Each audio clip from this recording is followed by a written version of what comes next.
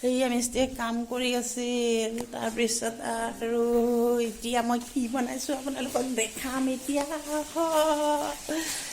এইয়া chicken fry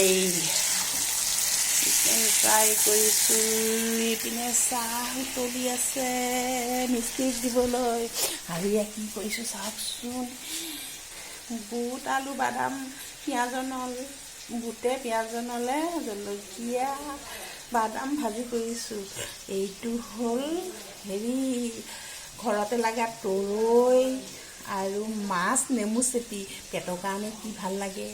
ইয়া ভাত আৰু ইয়াক কেক দি চাহ দি এতিয়া চিকেন ফ্ৰাইটো হৈ আছে। চিকেন ফ্ৰাইটো আপোনালোকে কেনেকৈ বনাই নাজানো, মই কেনেকৈ বনাইছোঁ জানে। চিকেনটো বইল কৰি লৈছোঁ।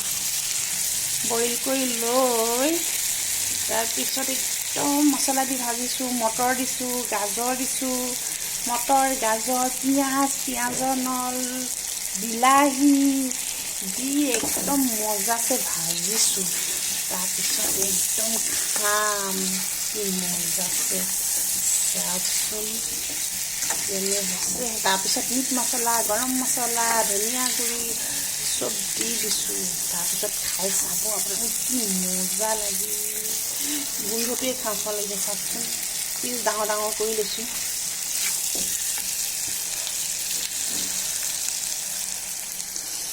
আপোনালোকে বহুত মৰম দিছে, এনেকৈ মৰম দি থাকিব। যদি ভিডিঅ'টো ভাল লাগে লাইক কমেণ্ট শ্বেয়াৰ এটা ছাবস্ক্ৰাইব কৰি দিব।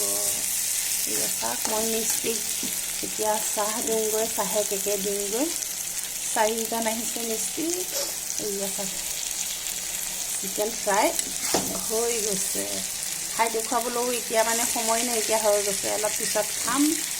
আজিলৈ আহোঁ, বাই বাই, নমস্কাৰ।